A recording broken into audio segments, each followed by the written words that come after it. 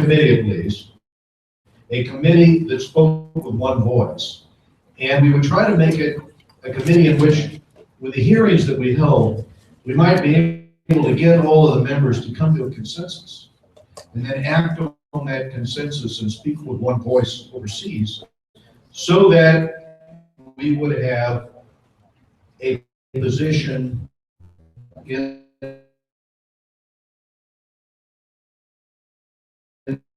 the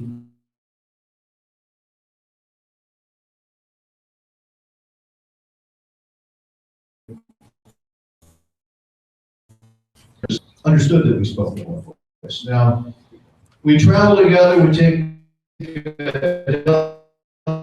delegations, we're just back from Peru and Mexico, and we were involved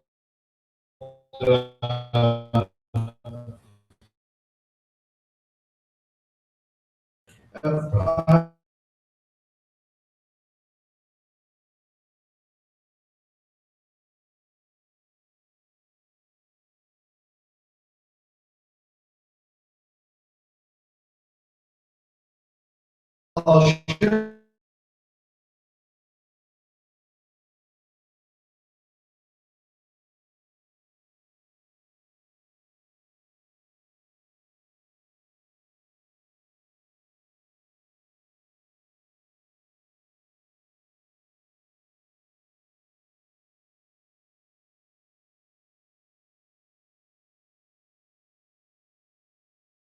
one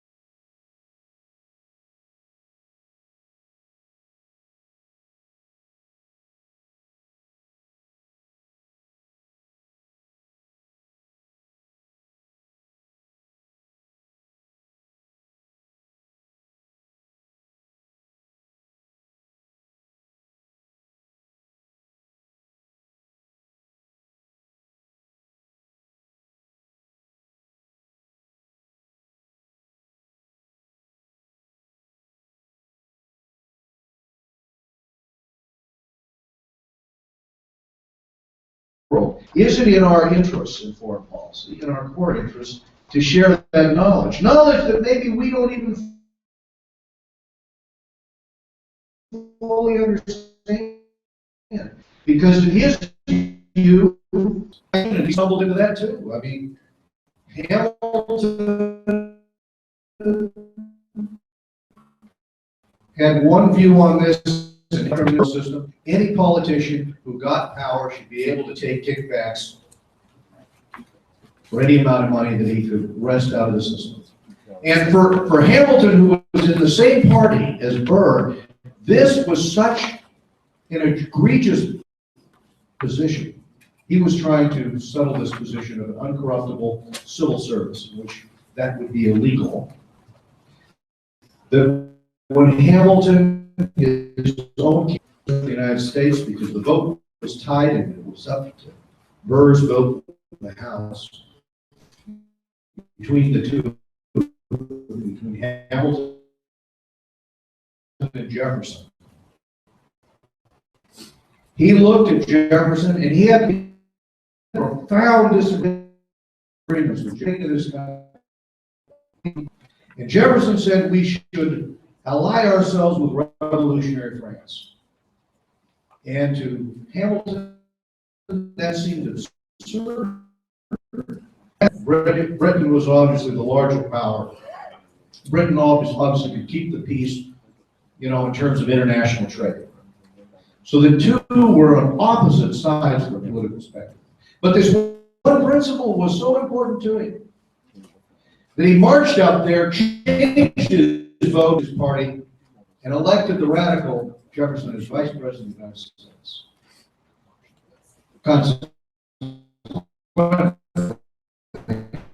He got himself an incredible impact. By the way, so did that debate between Jefferson and Hamilton over the question of principle versus pragmatism. You know, George Washington ended up somewhere in between. He said, I understand Jefferson's argument. Revolutionary France it looks like it's going to be a democracy. I understand that. And I understand Hamilton's arguments for siding with the question. But increasingly what DeSoto would tell us is it's looking a lot like if we begin to follow principles, it becomes pragmatism. Why? Because what DeSoto is arguing is that the seeds to revolution around the world, Latin America, or it's in North Africa, you know, ordinary people cannot have opportunity. Ordinary people cannot find a way forward. If you're in North Africa and you have to make these payoffs and these tree vendor, and you're put out of business, you're likely to lead a rebellion. And we saw in 2011, especially across a lot of self-immolation. But what touched this off was the fact that people increasingly could not take care of their families. They saw no hope. And what DeSoto is telling us is, let's figure out what we got right in the West in setting, you know, or in the United States, for example. One of the things that was profoundly interesting to him happened in Japan after the Second World War, because DeSoto made a study of what was done by General MacArthur. MacArthur came in and did a study to find out who was actually tilling all of the land. And this is indeed what DeSoto did in Peru. He transferred all of the land. MacArthur simply transferred all of the land. And he gave them titles. Broke up the old system. Much of the way it is in our Revolutionary War, if you think about it, the great land grants here were in the hands of the Tories. And the Tories lost the war in the Revolutionary War. Went off to Canada, right? Your history, you hear, you know, they went to Montreal, and you know, they went north. And the consequences of that was during our revolution, that land was broken up. It became a much more egalitarian society as a consequence of that. One of the things that DeSoto was trying to do in Peru is offset the old Spanish land grants. The Spanish idea of corruption, nor did it impart this knowledge about how anyone could create wealth, how anyone could title, how anyone. And so, interesting debate as we move forward. The creations that you see in North Africa, for example, in Egypt, or you need a countervailing theory to the one that is being sold there by radical organizations that go back to Source Brother. Because the ideal there was, well, maybe this is not working for the average person. Maybe we go back to Sharia law, we impose Sharia law, follow it, be more just. And so you have that as a theory since the 1950s, since Qutb, Saeed Qutb, pushed that concept down.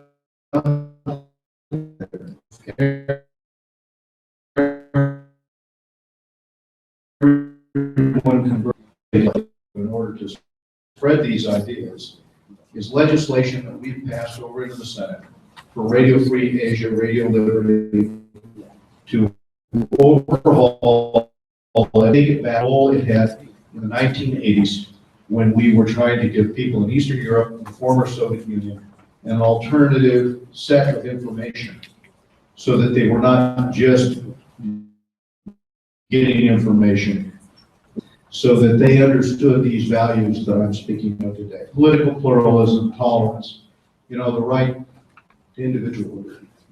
And that idea worked very, very well when it was tried in the 80s, and then the system sort of in the Middle East, use it in Russia certainly, use it wherever there's authoritarian regimes, Iran, where there's only one viewpoint that's allowed to be heard.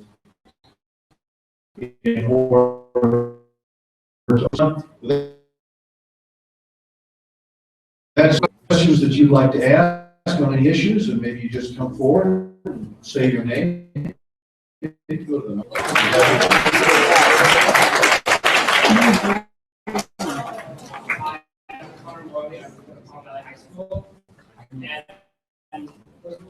Been a lot of talk before we turn over the cartel from Mexican police. So how do you think the U.S. or do you think the U.S. should get involved with Mexico? I was just in Mexico, just meeting with their government on that issue about 4 days ago, and we were there for several days. Met with their foreign minister, met with their attorney general,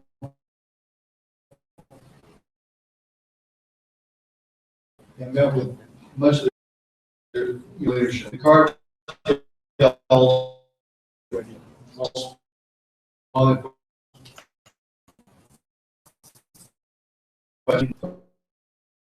the cartels is very deep. This latest disaster is the PRD part of the PRI, but I'll just give you a little bit of a quick background. What happened was you had a mayor who was obviously tied to the cartels. And so his wife had some kind of party. These students came out to protest. She indicated to those tied to the cartel, it would be good to teach them a lesson. They obviously have all been killed. And so then the next question was, well, why didn't the governor, who was also PRD, why didn't the governor of that state immediately investigate, right? Looks like he might have been tied to the cartel. Well, now the saying, well, even though the government itself is PRI, why didn't they stay? And, they're trying to move in. What we are trying to do is give them expertise. They ask for it. We have an initiative. We're spinning our wheels on this because it worked in Colombia. Because some years ago in Colombia, the cartels ran the show. And because we got engaged with the Colombians, with Plain Colombia, my counterpart on the committee, Elliot Engel, was very engaged in that. And helped push that. That ended up working. So Elliot and I and our delegation, I think we had 7 members, we are working with the government in Mexico, and it is worth trying to glean what we can from the Colombians in terms of what worked and try to work it. Do you have any follow-up on that, or? Okay, next question. Good morning, Mr. Royce. Yes, My name is Henry Huang, and I'm also from Hong Valley School. But today I don't want to ask this question as a high school student. I want to ask this question as a Chinese citizen living in the United States of America. Yes, sir. As everybody knows, that President Obama has already an American military forces should go back to the Asian Pacific area. And Everybody knows that it's almost like the backyard of the United States of America, where you have Japan and South Korea and Singapore and Australia as your strong alliance. And they even give my mother that China doesn't have that ability and doesn't willing to attack you. So I don't know what kind of is the target of this strategy. And is there any kind of resolution being passed in your committee? Thank you. Well, Harry, you know, if we just look at the different aspects of Asia, right? I don't see a lot in the way of rotating more troops in. It seems to me that part of that pivot, a big part of it,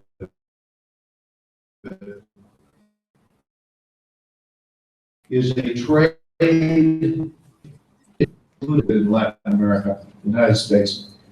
Part of that is to try to set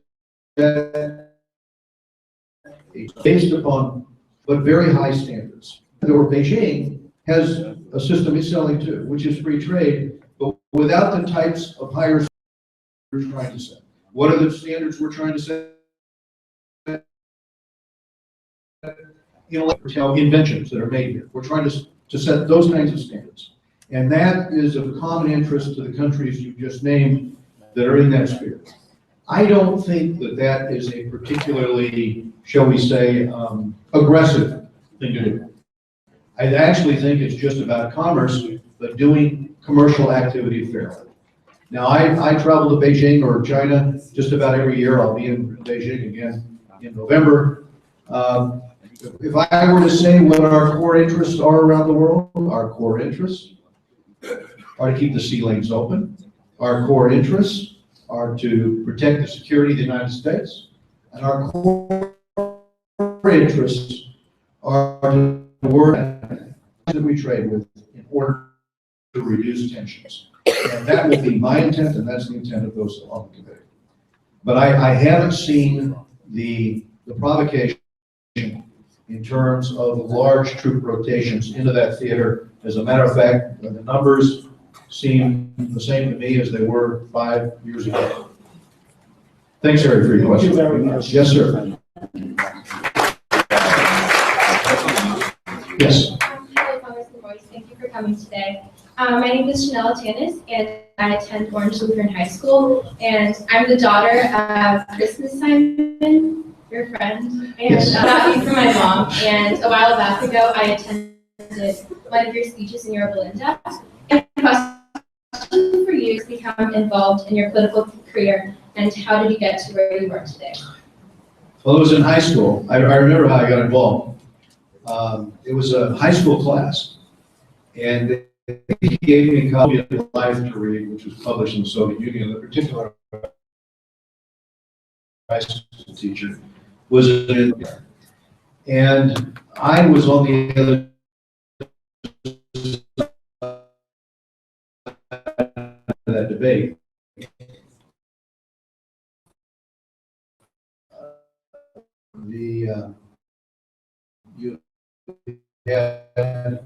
You had protested the occupation. And so she wanted us to write an article on the argument of sphere of influence. And that was an interest was in, therefore, we shouldn't speak out about it, we shouldn't do anything about it. I answered the first half of the paper the way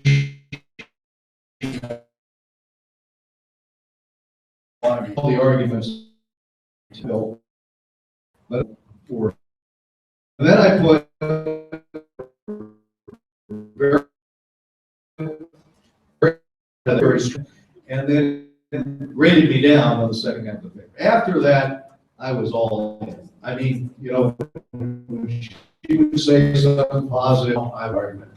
And I ended up going to hear Governor Ronald Reagan speak. And my parents were both Democrats, but I thought I really like the direction, you know, how he's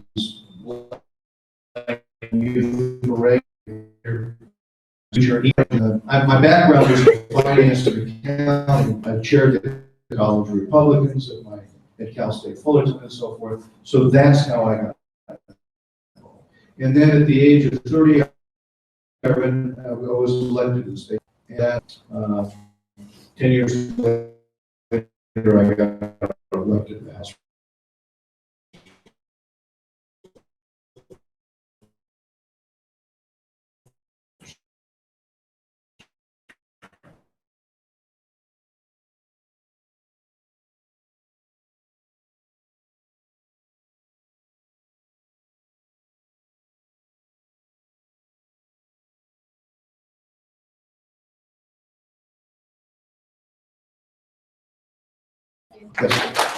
This Congress will be willing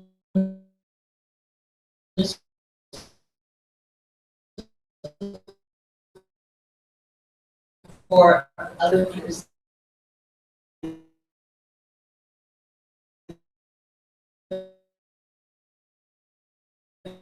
and which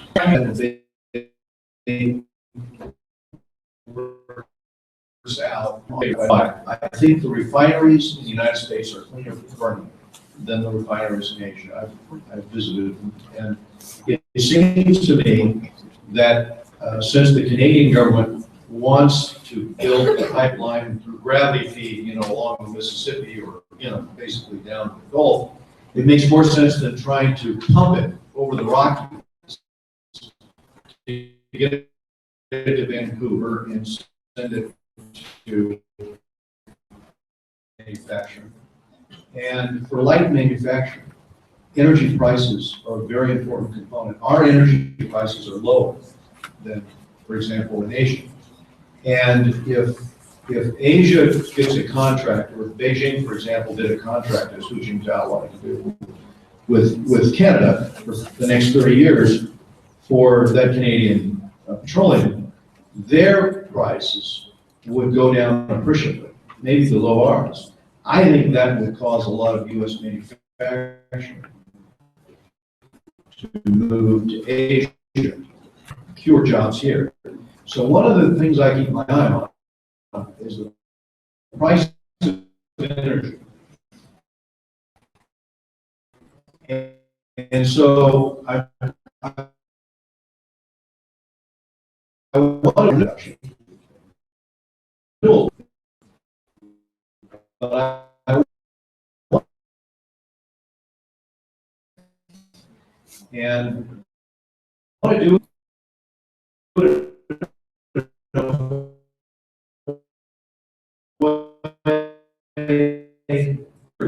that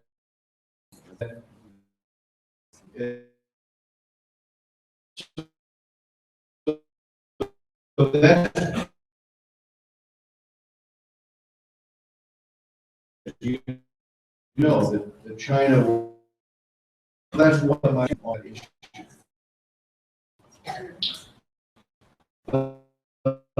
I think this point of view, China will question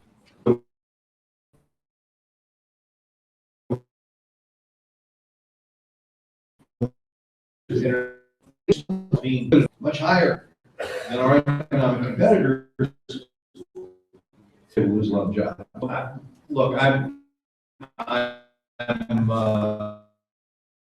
want to be helpful on this. I had vast tracts of Africa and worked on the coral reefs initiatives of conservation. But at the same time, I also have to be jobs available for the next generation.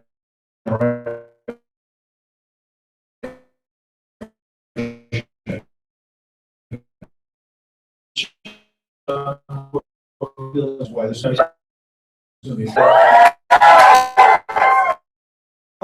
for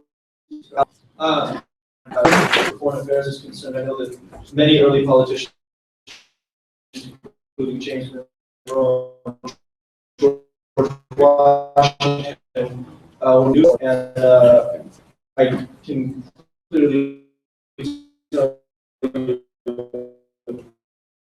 I think everyone else would agree that youth are. It was a neutral stance between Britain and France. A neutral stance in terms of policy towards the Barbary coast. The government said persons were both ambassadors. And they met with the ambassador of Africa, who represented the Barbary pirates. They explained to him, and you can find this letter because I sent it back to Congress, actually, to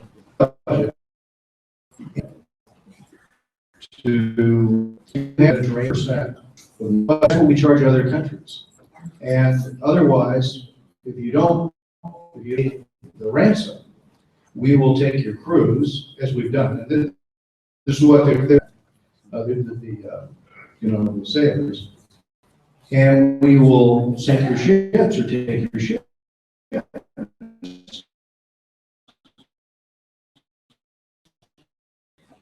And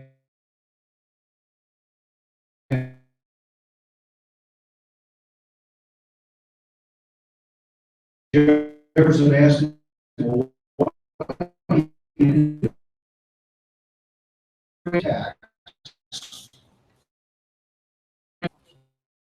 else you either pay the ticket, you're going to pay the and indeed that country. And, we have taken positions where a foreign power to keeping the sea lanes open or protect American citizens. I also say that we that position again in the other side of that. In high school, he wanted to be a journalist, serving in the, I think he went in at 17. He ended up serving in that war with General Pat. The dock out. He had his brother's camera, and he took photographs of what happened. 6 million Jewish were killed by the Nazis. Another 6 million who were monarchists or whatever had been arrested in any other party other than the Nazi party. Those 6 million have been, long time. And so you had 12 million human beings, while the United States stuck to an isolationist policy, was frankly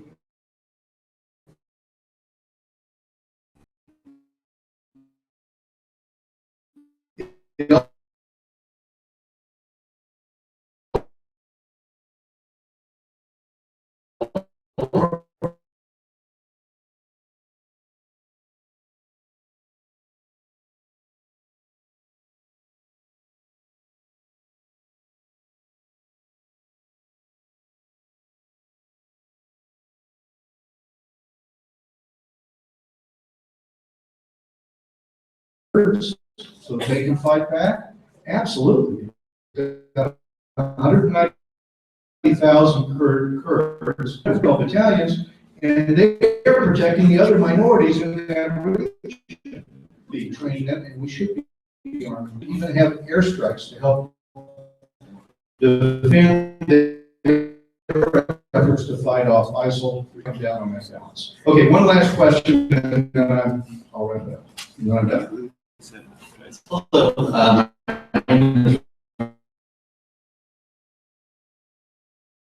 Brandon Thompson Saker, and I'm also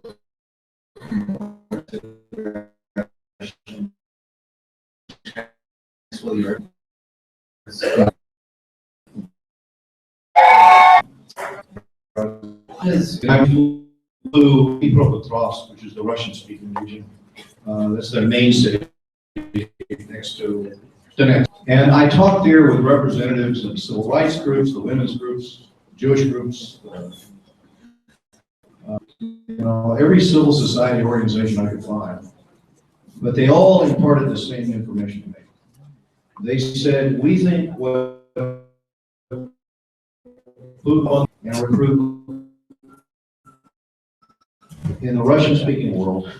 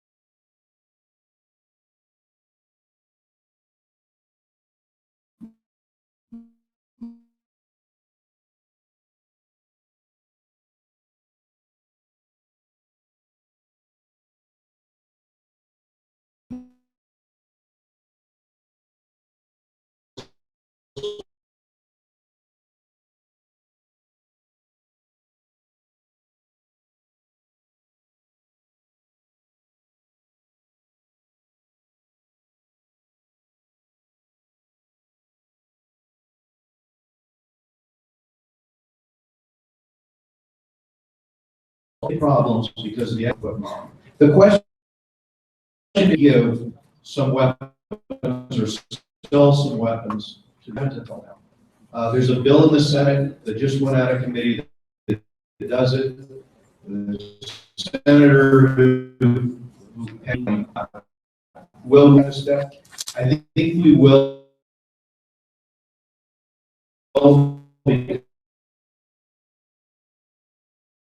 There's 2 days of protest, but we don't want to get involved.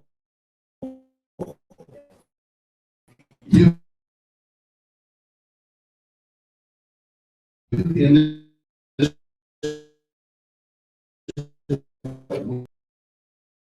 we do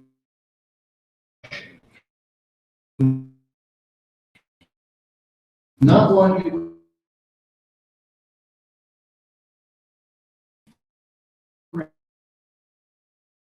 the economic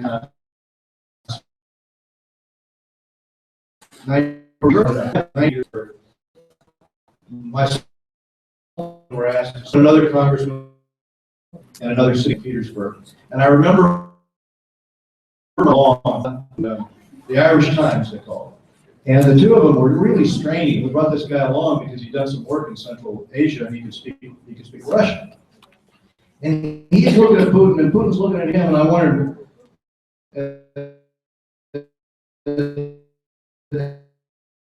as every saying, and points at Jack's chest.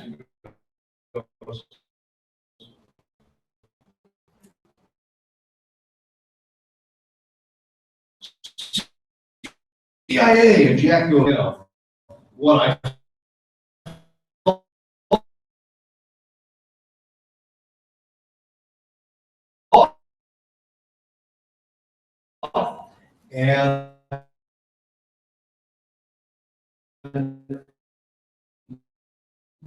and you often say, and it's still in the country. And I think that, what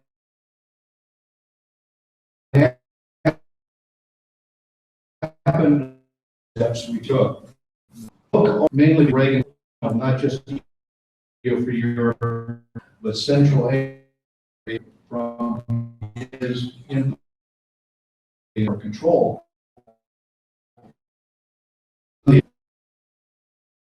I think he's put enough. He liked some of that. Central talk with them.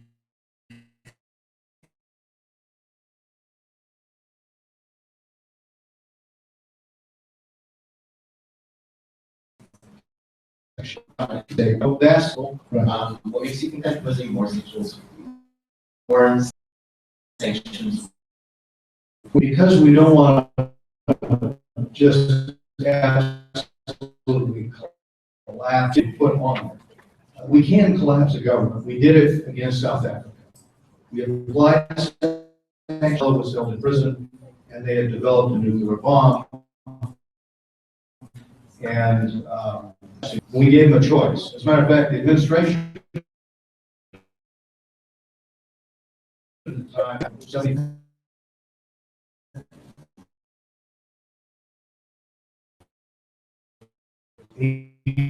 each chamber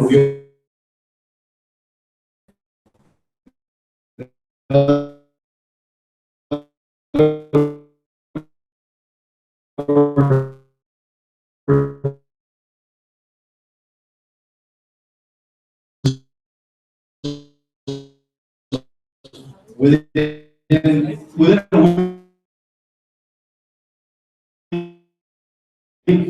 if he doesn't get the troops out of Ukraine, and as consequences are be too great.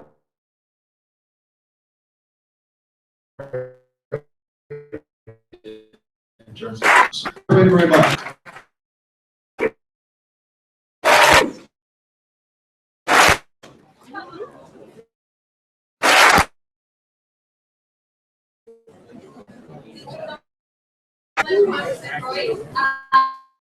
Further ado, thank you all for being